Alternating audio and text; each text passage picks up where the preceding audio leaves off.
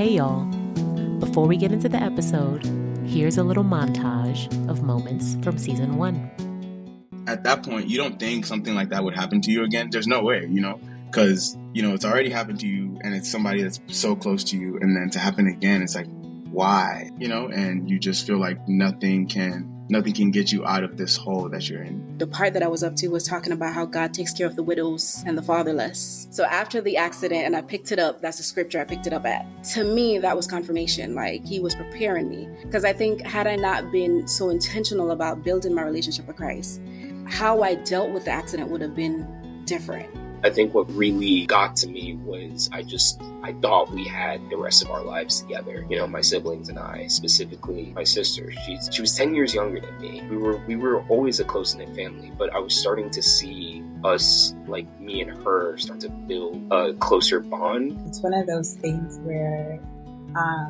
you would get in a state of depression on anniversary dates, and you would try to figure out, why am I feeling this way right now? And then you realize, her birthday is coming up, or it's Mother's Day soon, and it's trying to navigate those holidays without her, just not having her around. All of this is happening to me so quickly. All the things that we're doing, trying to stop it from happening, didn't work. And it was just like, okay, this is my life right now. And it was just very unexpected. No one talks about this being a possibility. Like, no one wants to hear that, really, right. In all honesty, when you're expecting a baby. So it's just like this unexpected world that we were just kind of thrown into. Grief is for the living, and you either mourn or you are mourned. That's one of the questions or the statements I say to myself, like, Taba, would you rather be mourned or would you rather mourn? January 2023, my birthday, I just really made a stand to say, like, yo, I'm taking my life back, really. You know what I mean? Mm-hmm. So it took some time. So there was that point, it was like, excuse my language, effort. You know what I mean? Yeah. But I think I'm in a good space now. Just forward moving. So, I mean, I can tell that, like, I was kind of, like, numbed to pain because my thumb was definitely swelling, and it swelled so much that, like, they thought that my thumb might be broken. My nail eventually did fall off. I had to put my hand in a sling for some time because it needed to be, like, elevated. There was, like, a whole thing. I think that situation happening kind of forced me to process me being sad because it, like, was amplifying the pain that I was in. Hello, everyone. Welcome to the There's Grace for That podcast. I am your host, Dami Sifale, and today is the season finale of season 1, There's Grace for Grief. And I have a very special guest with me today. It's me. I'm the guest. This is going to be a little bit of a different episode. You all are used to hearing me interview folks on their experiences with grief. And today I figured it would be a good way to close the season with sharing with you all a little bit of my journey with grief. About a year ago, I asked on Instagram if y'all had any questions, and I did get some questions submitted, so I'm going to be addressing those questions. It's 4 sections. The first is the grief process, how it's been for me. The second is kind of coping, triggers, day-to-day survival. Third is how I've changed. And then lastly, I'm going to be talking to people who are supporting folks through a grieving process and, things that may or may not help as it relates to my experience. So thank y'all so much for sticking around. Thank you for your support. I don't know how this is going to go. I'm very nervous. I've never quite told my story like this, and I don't know how much I'm going to share, how much I'm not going to share. But thank you all for sticking through this with me. I appreciate you. All right. Well, let's get right into it. So like I said, the first section is going to be about my grief process, what grief actually looked like for me. So I had experienced grief prior to my brother passing. But nothing quite like this. In 2022, my brother died. Ain't no other way to say it, y'all. But my big brother, my only brother, one of the closest people to me in my life, passed away on December 15th of 2022, and I have not been the same since. So, my grieving process definitely looked like waves. The way that people describe grief as coming in waves is very appropriate, I would say, for how my experience was. The first few days after I went through, of course, there was the disbelief, there was the praying and believing that this is not true. I understand what the doctors are saying. I understand what it looks like, but I'm believing for different. I serve a God who can do the impossible. And so even though you're telling me that my brother has died, I don't believe you. And I have faith that he's not dead. And if he is, that God will raise him up. So that's kind of how my faith was looking in the first 24, 48 hours, let's say. Um, leaning heavily into my faith and, calling on every verse, calling on every song that I've grown up knowing and claiming and believing my whole life, to really see how this situation can be different. Then after that, it's logistics. You're, traveling, you are figuring out slideshow, program, funeral arrangements, who's going to be the pallbearers. You're calling, well, when I say you, I'm saying me. I'm calling Gbolu's friends who may not know that he has passed. I'm looking through his contacts and trying to make sure that all of the people are aware of what's happened. So there are a lot of things to do. So yes, I'm grieving, yes, I'm sad, but also there are things to get done. So I think I'm running on this adrenaline, and that's how it was for me the first week because my brother died on Thursday, December 15th, and we had his funeral on Thursday, December 22nd. So literally, we did all of that in 7 days. So I sang for the funeral. I sang a song called Encourage Yourself. And people were telling me that, oh, you're so strong. You encouraged me, all this stuff. And I can only say it was God because it just went downhill from there, y'all. Like I was a wreck. My faith was a wreck. And yeah, it was just a lot. So my grieving process looked like it came in waves. It was really hard to sleep. Every little thing triggered me. I was crying all the time. And then there was a lot of anger. I think that's the thing that I experienced the most. That's the thing that I identified with the most, even more than the sadness and the depression. It was anger for me, angry with God, first and foremost, angry with God. Grief felt like a nightmare that you never wake up from. It would just be this crazy cycle of waking up and realizing that the worst truly has happened. And so it's this constant state of despair. And so that's what it looked like for me. It looked like a lot of sadness, a lot of depression, no interest in things that I had interest in before, no interest in going out and laughing and, spending time with friends, um, questioning everything, doubting everything. And, later down the line, there was some acceptance. I know a question I received was, do you believe the stages of grief and what stage are you in right now? As I was looking into the stages of grief more, it seemed like it's more of a framework than anything else. And it's there to help you recognize or identify feelings that seem to be common among folks experiencing grief.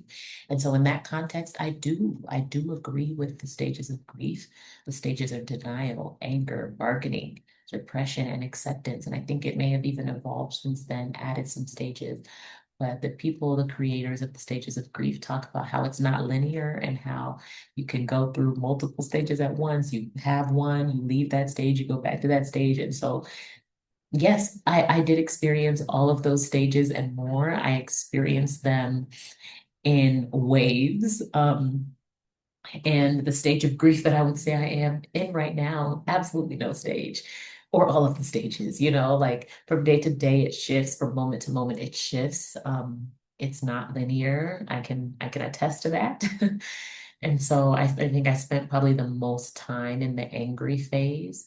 And I think I'm currently spending the most time in the acceptance phase, but there's still the bargaining, there's still the anger, there's still the sadness and depression, there's still the denial, so it's all happening all the time with me. So that's what stage I'm in. I think something that surprised me about going through my process is how much of a unifying feeling and a comfort that I could get from learning about other folks' grief. And that doesn't sound great. It doesn't feel great to say, but yeah, just understanding how many people have gone through close loss, close grief, sibling, parent, cousin, child. Like, I feel like after Bolu died, I was just hearing of so many people, or my mind was going back to so many people who had lost folks in their lives. And I was able to have conversations with some of these folks and hear about their experiences. And it just makes me feel less alone. It truly comforted me like nothing else, because obviously, if you have gone through something like this and you can live to tell the tale, maybe there's hope that I can as well. So I think that surprised me about grief, was how less alone I would feel by speaking with and engaging with folks who also experienced grief like me. Grief brain, baby. We talk about pregnancy brain. What other types of brain we talk about? Mom brain. Grief brain is real. Grief brain manifested for me in memory loss, in not being able to finish my sentences or losing my train of thought really quickly, not being able to stay focused or stay organized, obviously feeling all over the place, like just feeling very unsettled. And that has lasted for a very long time. Elements of it I still struggle with, what this thing called grief brain. But yeah, I'm grateful for the grace that there is for the grief brain. I'm grateful for the folks who are like, you don't have to have it all figured out. It's all right. But it's tough. It's tough accepting a different version of yourself, seeing a different version of yourself, not knowing how long this version of yourself is going to last, and seeing how it affects your relationships, your day to day, work, things that you found easier to do before. Now that grief has come into the picture, is a whole new ballgame. So that's something that I didn't account for or expect really, during my grief process. But I guess to give you all a little bit more details, my brother had a tonsillectomy. He had been having strep throat a lot, and um, had done his research and figured, okay, I'm a good candidate for a tonsillectomy, because I'm tired of getting strep all the time. I'm tired of, these bouts of sickness that seem to be coming from, I guess, is it enlarged tonsils or something? So he did the research, scheduled the surgery. I believe the surgery happened on November 30th. And I remember not too long before November 30th, being on FaceTime with Gbolu and him telling me he's having surgery. And I'm like, excuse me, a surgery?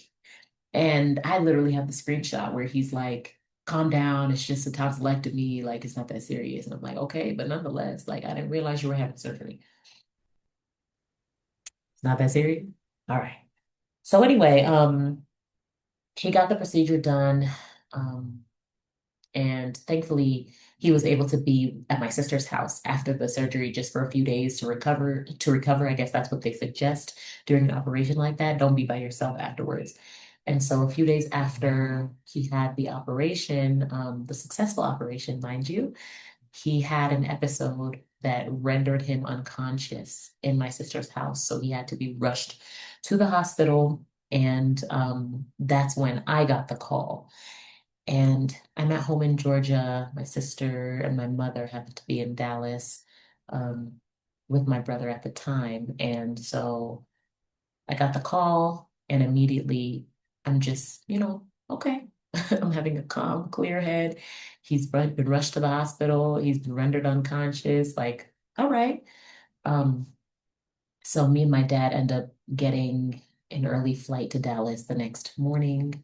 I think we get to Dallas at like 7 a.m. the next day, and we go to the hospital where my brother has, been revived, thank God, and now has a trach. Because in order for them to intubate him to, I guess, get access to his airway, um, they had to go through the neck. So he had a trach in. And seeing him in that position was very, very difficult. I had to leave the room multiple times in those first few days being in the hospital, because I had never seen my big brother in that kind of position before. So it just did something to me mentally that I just, had to step away and just cry and take some time before I could come back in. Um, it was very scary, as you can imagine, seeing your loved one in that state. He is not able to really talk at that time either. So he's using a whiteboard, but he's conscious. He sees us. You can tell he's happy to see us. We're saying positive messages to him. And yeah, it's really interesting because on the plane, when me and my dad were on the plane on our way to Dallas, I was already thinking the worst. I'm already assuming that when I get there, my brother is going to be dead. Unfortunately, that's just where my mind was going. So as I'm on this plane, my mind is going back to the last interaction I had with him. How the day prior he was telling me, "Did I get an email from Clear? Check my email." And I'm like, "Okay, what's going on in the email?" Christmas is December 25th. It is like December 1st. And my brother is telling me to check my email, telling me that he's put me on his family plan for Clear. So I now have access to Clear for a year. I have the opportunity to, travel and go through Clear to make the process easier for me. So that was my brother's gift to me. And that was like, I think the last conversation we had before this whole episode happened. I'm thinking about how 2 weeks prior we were in Portugal for my aunt's birthday and how there were some of our cousins from Ireland that we met for the first time there. And I just remember how like the youngest cousin and Gbolu had such a strong and cute bond and how I was literally just thinking about how like they would hear the news of Gbolu's passing and how they would think, oh my gosh, we're so happy that we just met him. These are all the great things we have to say about him. And so when I got to the hospital, thankfully he was alive. um, and I don't know if it was that first day or that second day, but I ended up sharing with him that, hey, like you've lived an amazing life. And that's what I was thinking on the way here. You've lived an amazing life. You are an amazing person. So I kind of had gotten to a place of, yeah, if my brother dies, he's lived an incredible life. Um, But going there and seeing that that wasn't the case, obviously very grateful. But seeing him in that state, very scary. And still things seem dicey, not sure like when you're going to get this trach removed, when you're going to be able to talk again, when you're going to be able to eat solid food again. But as the days went on, my brother was improving, and the doctors were saying he's improving at such a high rate because of how young he is, 29 years old. Um, so they say that very giving very, confident answers. I mean, within I think that first day, he was talking a little bit. He could talk a little bit more. Maybe 1 or 2 days later, he was getting down ice chips. He was back to being his joking self. He's still using the thing to type a little bit because he's not supposed to be talking much or he can't talk much. But like Bolu is back. We are so back. When I tell you we're so back. So yeah, those first few days spending with him in the hospital were scary. Things were dicey, wasn't sure.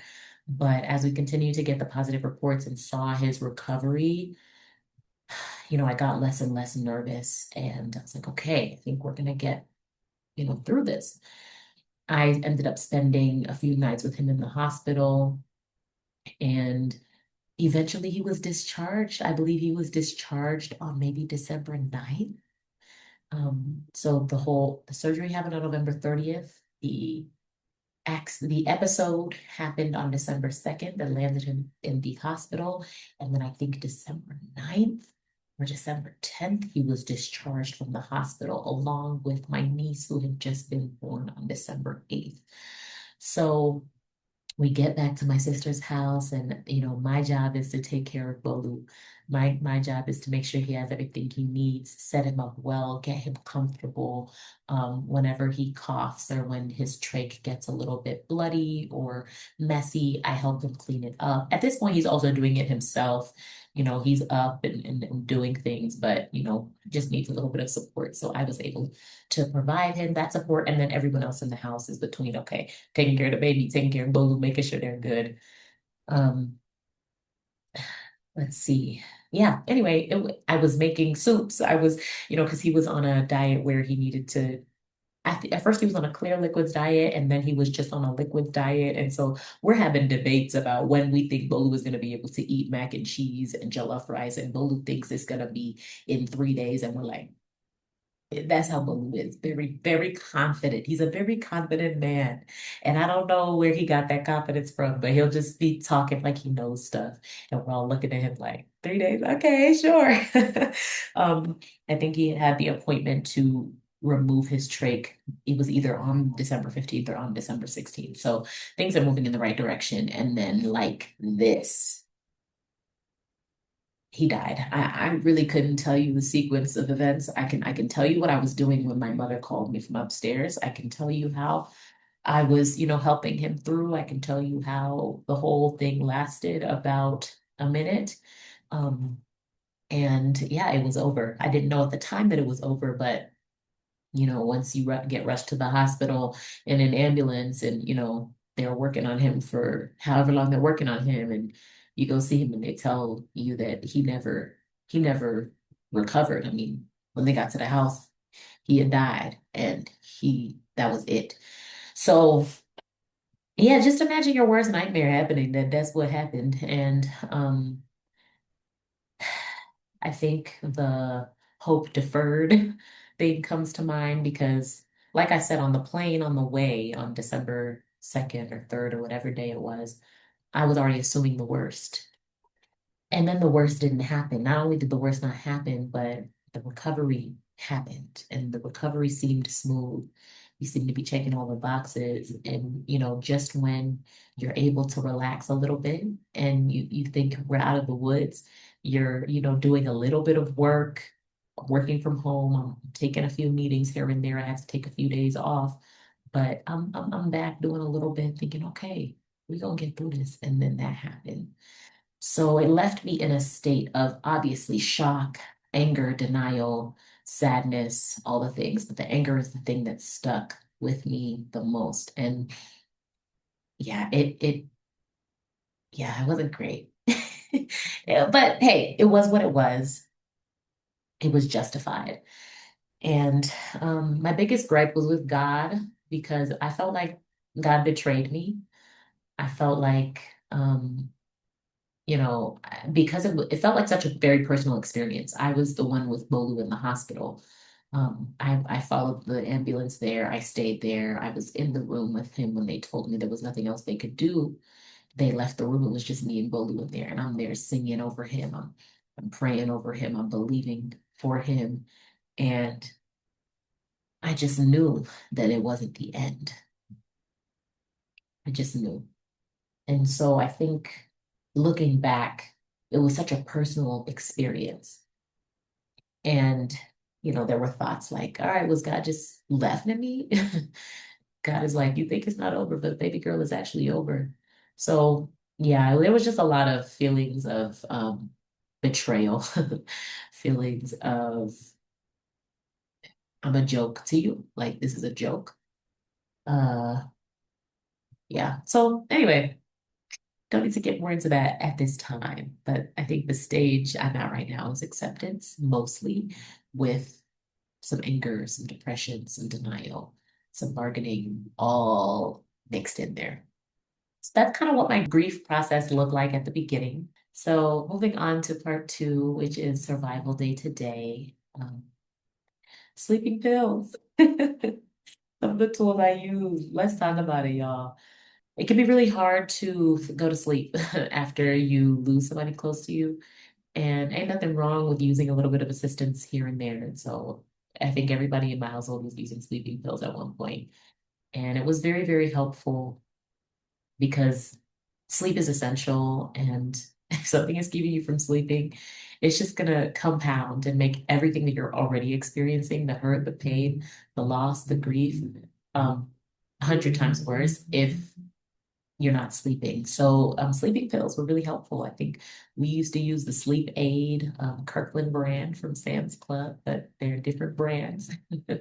I got into therapy, I think about a month after he passed. I specifically started seeing a grief therapist.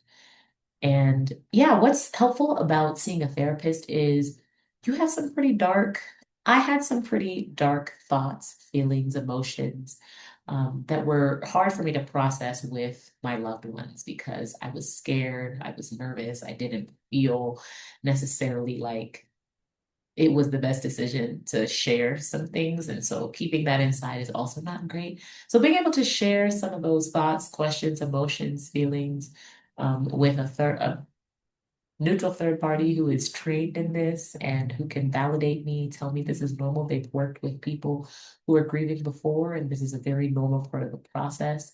But can also share some tips, some tricks, some tools, some reflections, and some further tools if you need them. But it was really helpful for me to see a therapist. I think I was I'm someone who thrives with tell me what to do, okay? Tell me what to do. So there were a lot of exercises that my therapist would give me. There's somatic exercises, breathing exercises, questions to ask myself, that we could then talk about the next week for accountability, how I'm feeling, what helps me feel a little better, things like that. So therapy helped a lot. Medication, yeah.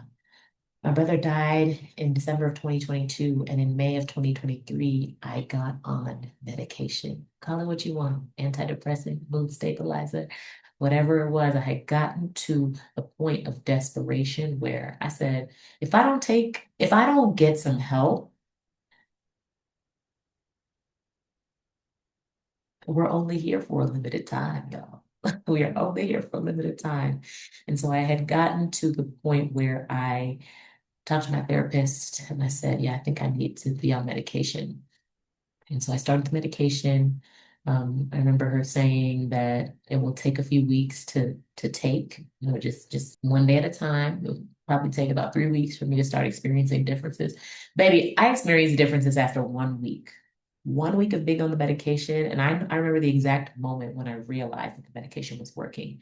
Because I was in California at my sister's house. I was taking a shower. And in the midst of me taking a shower, I start laughing hysterically. And there's this like giddiness and this euphoric feel. And I was looking around, even though nobody was there but me, I was like, what is happening? And I remember turning off the water and just like giggling some more and being like, oh, baby, that gotta be the medicine. That has to be the medicine because there's no reason for me to be giggling hysterically in the shower like this.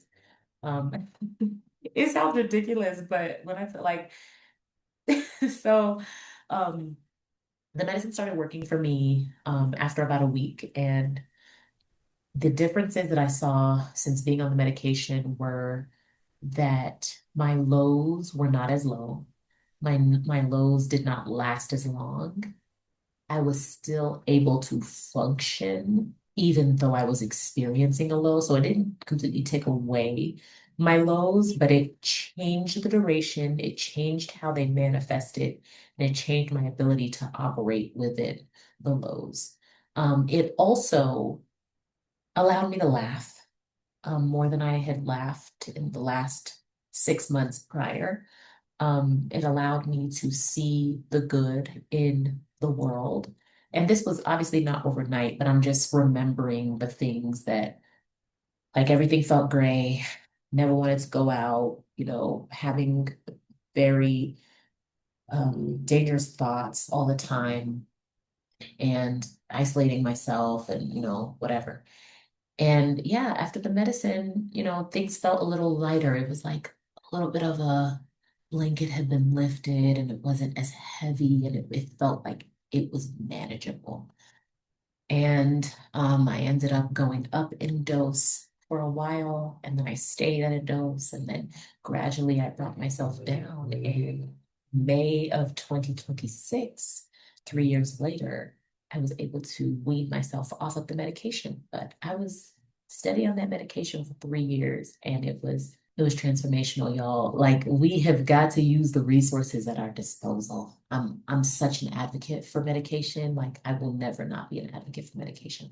I know people have had different experiences, but I gotta speak about my experience, and it changed my life. Yeah, nobody knows where I was except for me and God and my therapist, kind of, based on what I shared, but nobody knows where I was. And so, the fact that I'm still here, I absolutely have the medication to thank for that.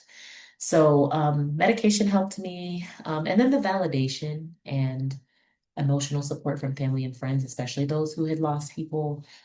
When people told me that it's okay to be angry, God can take your anger. That was really helpful. And I heard that all the time because I kept telling folks how angry I was. They were like, it's okay. It's okay to be angry. And like every time I heard that, it was like there was some healing, there was some comfort in that. Because I was like, okay, well, good. Because that's really all I can tell you right now is that I'm angry. So it was really helpful to have people to take me out, people to pull me out of my despair, people to listen, people to not judge when we're at dinner and I start crying, or, I'm not answering phone calls, I'm not answering text messages. The people who took that, gave me grace, didn't give up on me, continued to reach out and check on me when I ignored them. That was really helpful. Um, uh, People ask me what my triggers were. Everything is a trigger, y'all. It really just depends on the time and day, but everything is a trigger.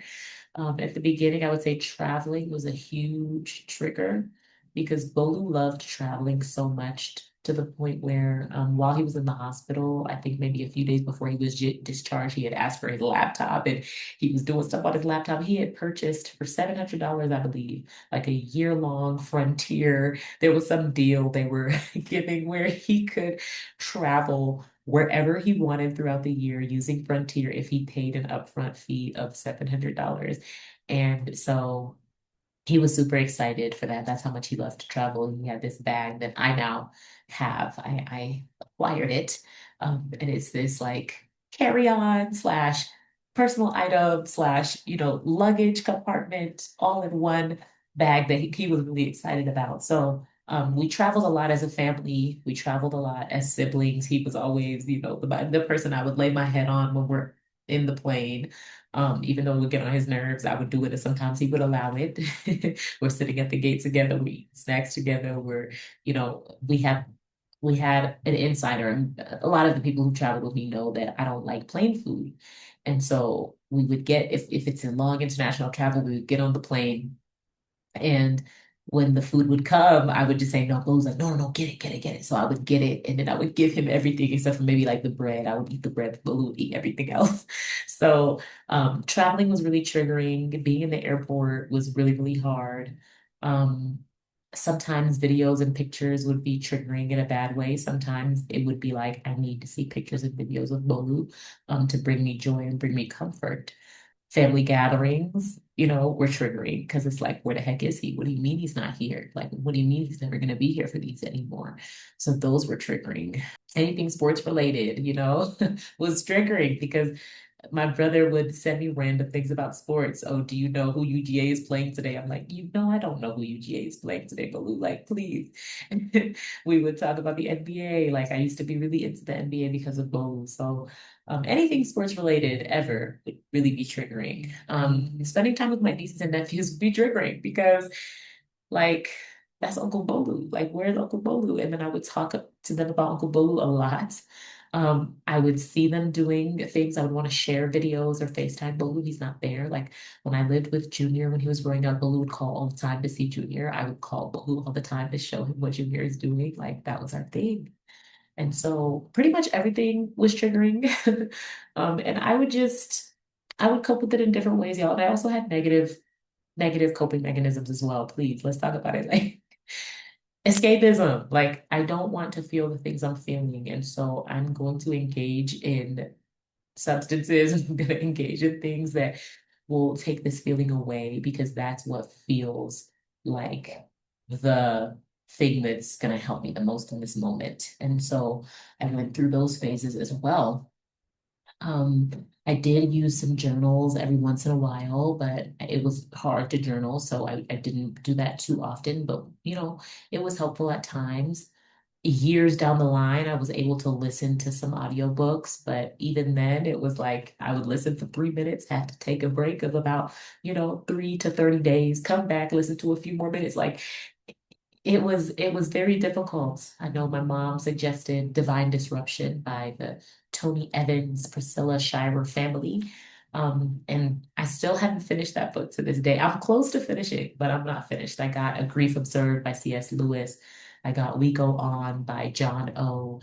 I was gifted all these resources and all these books that I have not even yet finished, or some of them I haven't even started, because at the time it just wasn't, I wasn't able to engage with those. People would send sermons, people would send verses, people would send songs. That stuff wasn't helpful for me. Anything spiritual wasn't going to cut it for me, especially in the beginning, because of how angry I was with God. So everything spiritual just led to anger. So I had to put some distance between me and God, me and the things of God. I had to go the therapy route, the medicine route, the leaning on family and friends route.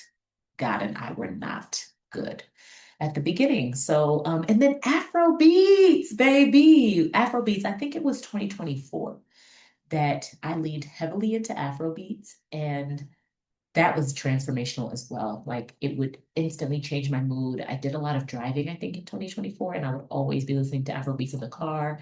I would listen to Afrobeats in my room, and it would just take me to a good place mentally. And so that helped a lot.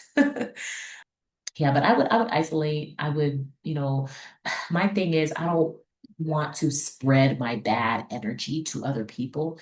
And so unfortunately, a lot of times when I was going through really low periods, I would just isolate. I would spend time by myself. I would sulk, I would cry, I would scream, I would do all the things, but I wouldn't share it with others. But of course, I live with my parents. I have the privilege of living with my parents. God bless you, mom and dad. I love you so much. And they would check on me and, would tell me to come out more. You know, I tried to, but it was then I could just see the effect it was having on my parents too. So I was like, that's why I didn't come out of my room, because I didn't want to do this to y'all. Look at my mom and see her looking at me, and she just looks so sad. And I know it's because of how sad I look. I'm like, sis, that's why I was hiding in my room, because I didn't want you to see this. So that's, I did a lot of escapism. I did a lot of isolation, and eventually, I did do some journaling.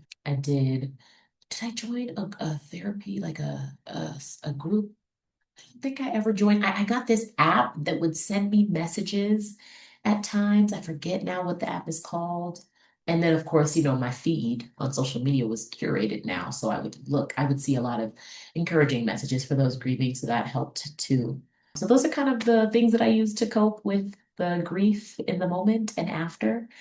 Some of the things that comforted me were hearing people's memories with Gbolu. At times I would just, put an ad out on my Instagram story and be like, hey, if anybody has any funny stories of Gbolu, please share. And y'all would. And I appreciate y'all for that, because that brought me comfort.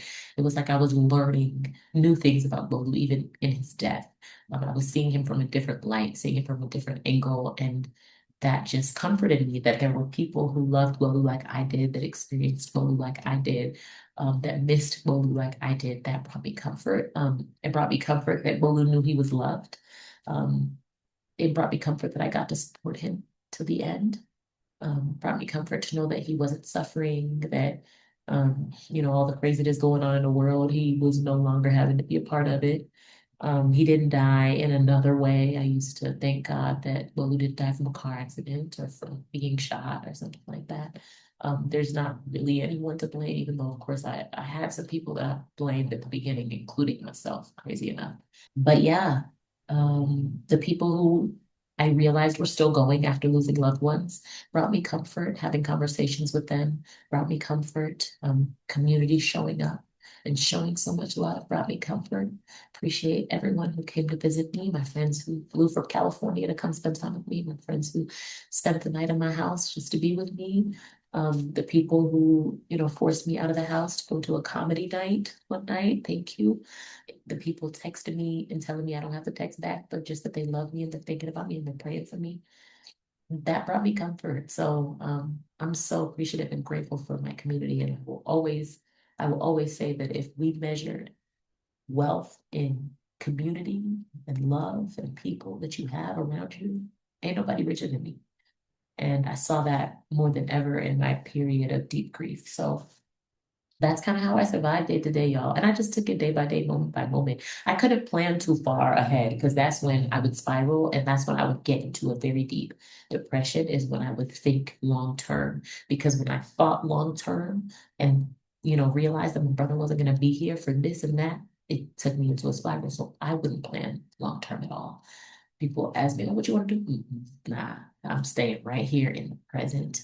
That is coping for me. So even to today, I don't do too much when I plan for the future, but I will say the ability to think about the future and have any kind of positive outlook and it not be clouded by the fact that Gbolu is not here is a miracle. And I am now experiencing that. I am now looking forward to certain things in the future, whereas before I wasn't looking forward to anything in the future. You could tell me, "Oh, what about this? What about that?" I'm like, it doesn't matter. I don't care. And with that, I think I'm going to share with you all some of the things that I wrote in my journal, just to really take you back to that time and what was on my mind. I know that on January 2nd of 2023, just a mere 2 weeks after my brother died, I wrote goals. And I think this is probably encouraged by a grief therapist, or I'm not sure, but I wrote honor Gbolu's legacy. That's a goal. And the things I wrote under that was don't take life too seriously, be generous and give, laugh, smile, and joke often, travel, love hard, work hard and be dedicated to my goals, take care of my family and be present. Those are the ways that I felt like I could honor Gbolu's legacy at the time. I also had the goal to save money to go abroad in November, start investing and learn more, and start podcasting. Looking back, I'm like, you did good, kid. My therapist had given me homework. She said that I should recognize where I am in each phase, and she gave me a template to work from. Today I was blank, and I did this blank, and this is how I felt afterwards. And she encouraged me to, when I'm feeling any kind of negative way, for me to do an action that takes me out of that place of emotion. So one day I wrote, "Today I was pissed, and I got a much needed massage. Afterwards, I felt less tense and more relaxed." Another day I wrote, "Today I felt hopeless and I watched videos of when I felt lighter and happier. I felt comforted afterwards." Another day I wrote, "Today I was sad and feeling like life was pointless. I didn't want to continue feeling like this, so I focused on breathing and told myself, people said it won't always be like this." Over and over for a few seconds, I felt more calm afterwards. Going back to the grief brain, because I'm also seeing some other things I wrote in my journal. I felt overwhelmed by simple tasks and decision making. Like, decision paralysis is real. It was just easier for people to tell me what they wanted to do. Like, if I was asked any question down to "how do you feel?" asking me, I don't. I freeze. What do you want to do today? I freeze. What feels good for you? I don't know. I freeze. So, yeah, that's a big part of grief brain, is the decision paralysis, overwhelmed by simple tasks, instability, all those things. Yeah, I wrote affirmations down for myself as well, so I'll read some of those to you. The pain I'm experiencing is temporary. I have happy moments. I have my family. I'll have to spend time getting to know the new version of myself because I'm different now. The decision to end one's life is permanent. But then I wrote, I'm going to outlast the pain. So, those are the kinds of things I would write in my journal, things I'm hopeful for. But I know that that hope was something that I really struggled with. And I think my counselor told me this. Every time you go through something, the enemy will go after the thing that you're here for. And in speaking to my counselor, she was like, "What do you think you're here for?" And I was like, "I'm here to encourage people. I'm here to lift people up out of dark places. I'm here to bring light and joy to the world and hope." And she's like, "Yeah, the enemy is like, if I take away her hope, she won't be able to XYZ." And he really attacked my hope. Like, I was hopeless. And that was probably one of the most difficult things to experience in the journey, because like people are trying to give you reasons to hope and nothing is working. And there's just absolutely no hope there. So that was something that that affected me a lot. The third section, I'm going to move on to how I've changed, or how grief has changed me. It's changed me in a lot of ways. I don't want to categorize the ways as positive or negative, so I'm gonna just let y'all know. You can decide for yourself. One of the ways that I've changed is that I'm more cynical, just as a person. I have more dark humor and my mind, there's a little more pessimism there. I'm not always the glass half full person, which I think that I embodied that more prior to my brother passing. But now, maybe I see things as they are. You know, this is the reality of the situation. I care less about what people think. As much of a people pleaser as I am, and I'm a recovering people pleaser. Thank you. I still struggle, but I struggle a lot less than I used to. I don't know. I just, care less about what people think. I'm a little bit more direct about what I want and a little more unapologetic about asking for what I want. So that's happened. My priorities have definitely shifted, and I'm like, family first, fun first, enjoyment first, people first, like money, work, those things will come and go. But at the end of my life, those things are not going to matter that much. So speaking of money, I spend more money now. I used to be somebody who you had to beg me to spend money. I just grew up, I think, just very frugal slash cheap. And it was hard to break that. Like I would be the one with holy clothes in the closet. Like, baby, this has a hole in it. Why do you still have it? I'm like, oh well, the hole is small. It's right under my armpit. Nobody can see it. That used to be me. But now I spend money, not too much on clothes, but I spend money on experiences. I spend money on travel. I travel more. I spend more time with loved ones because I never want to regret not being there. And I know how much Gbolu valued travel, how much Gbolu valued family, and that was part of me honoring his legacy and just honoring my priorities. And so, yeah, I enjoy my life and I very rarely limit myself and limit my enjoyment. I have a more realistic view on life. And like I said, some people might call it pessimism, but overall, my perspective is a little more realistic. So I take the good with the bad. I have my happy moments, but I recognize that, it's probably not going to be like this forever. So I think I'm a little bit less attached to things because I recognize how quickly they can leave and how quickly things can change. And I think my understanding in life has just grown a lot. So when people struggle, like I think I feel it a lot more. And I'm like, man, yeah, like life definitely has its cycles. Like you're gonna be at an up one day, you're gonna be at a down the next day, and that's just kind of how life goes. So I think my understanding, my perspective has shifted, I think, for the better. Is there anything I would do differently? I don't think so. I don't think so. That was one of the questions I received. I don't think so. I had to go through what I had to go through. I didn't know to do any different. Maybe I would have gone on medication sooner, so that I didn't have to hit rock bottom. But I'm grateful that I know how rock bottom feels. I'm grateful that I can relate and identify with people who have been at rock bottom because now that's another point of connection and relatability. And, I can help somebody out of time and say, I've been there before. So I don't know that I would have done anything differently. Anything I would start sooner, like I was saying about like those books that people recommended and journaling and stuff, and how I didn't really do those things until later and still am not, I'm still working my way to doing some of those things. I think I would do those a little bit sooner, just because there are a lot of helpful resources out there.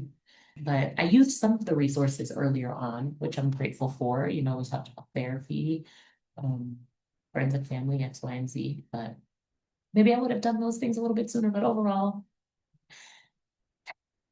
you don't know what you don't know, and you do your best with what you have, and that's what I did, and I'm proud of myself for that. So, yeah. Let's see, what else did I write down? Things are not the end of the world. Yeah, yeah. I had a different outlook on life. So that's how I've changed. And my last little section here is loving on someone grieving. What feels supportive? What should people definitely do? What should people not do? Helpful things people did. So I can only speak from my experience. Continuous check-ins were really, really helpful.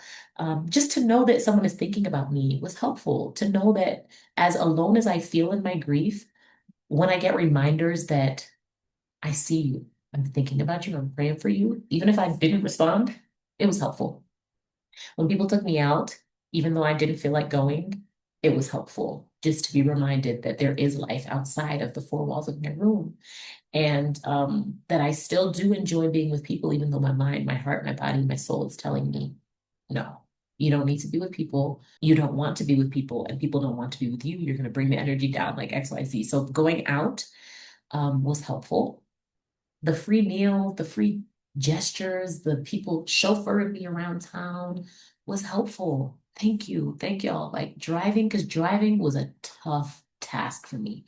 My mind would go to the darkest places when I was driving, y'all. Like from self-harm to harm to others to just, memories about my brother that would just take me to a really hard place. Like all that stuff would happen when I drove. So it was really helpful when people took that burden off of me and drove me around. People's quality time and presence felt helpful.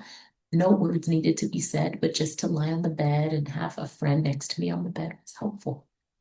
Validation and affirmation is helpful. All of those reminders that it's okay. It's okay to be where you're at. It's okay to feel what you're feeling.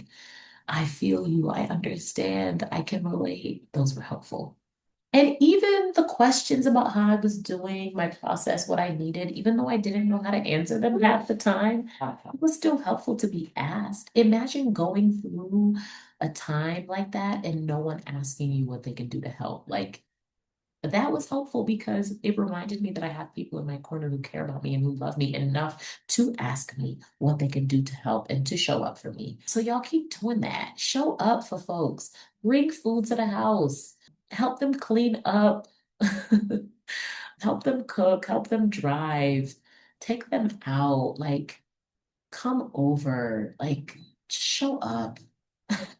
If you're thinking about it, just do it. Like, let me tell you that it's not helpful, but I think most, like, more often than not, things are helpful. So I think that's how you can show up for folks who are grieving today. Just do your very best. And hopefully it'll carry you through the time. Like, grief is tough, especially when you're in the thick of it, and it does change dynamics of relationships. But you'll come through it as well, and you'll come out better for it. Some of the things that you shouldn't do, don't push God down my throat.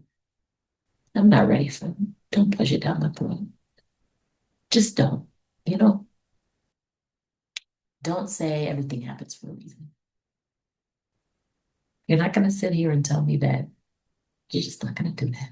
It's not helpful to me personally. Don't say at least this, even though sometimes I was saying that in my own brain. Okay, this person is worse off than me. At least this didn't happen. At least that. But don't go and try to comfort somebody with at least this didn't happen or at least that. Please, please, I'm begging you. Don't tell me to be strong.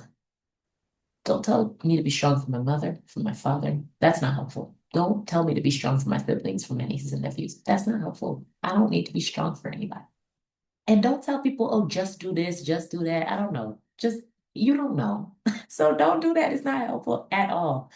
So, yeah, but overall, my people showed up for me. I don't have a lot of experiences to share where people said the wrong thing or did the wrong thing. But some of the things I just said don't do were done to me and did not feel good, which is why I'm just telling you, passing it on. Maybe don't do those things. Ultimately, I'm grateful. I'm grateful for y'all. I'm grateful for God. I'm grateful for my journey back to Him. That has to be an episode in and of itself. But I am slowly but surely making my way back to God, less angry with Him. Progress over perfection. I'm grateful for where God has me. I'm grateful for the people He surrounded me with. I'm grateful for the church community He gave me. And I saw in my journal that those are some of the things that I was asking for. And it was making me emotional to even read it. So I'm assuming it was some early February or late January 2023. Things that I want to do. Host a podcast. There's grace for that. Run a 10K in under an hour. I ran the 10K, but find a new church home and minister there.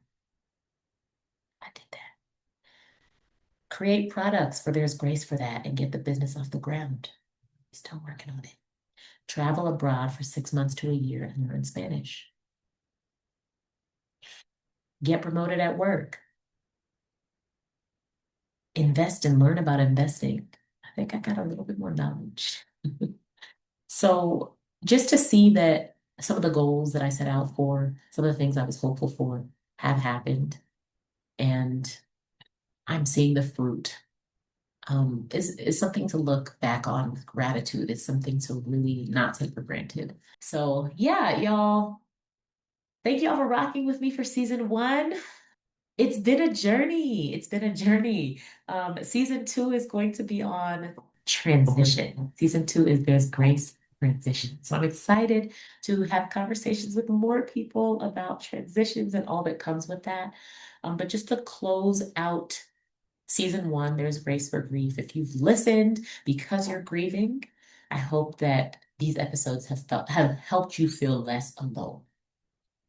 If you're listening because someone you love is grieving, I hope you have left knowing how to support and love them better through their grieving. And if you've never experienced significant grief yet, I pray that you never have to.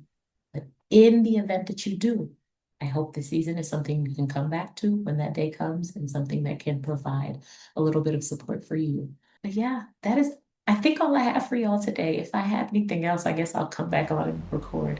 But for now, just know that you're not alone. There's grace for your process as you grieve. And yeah, you got this. I'm here for you. No such thing as perfect. And if y'all want to support the podcast in any way, you can visit the link tree in the description. You can leave any comments, any suggestions, any feedback. All the links are in the link tree. So please visit that for more information. But thank you all for rocking with There's Grace for That season one. I'm excited to introduce season two, There's Grace for Transition, very, very soon. Until then, stay blessed. Love y'all.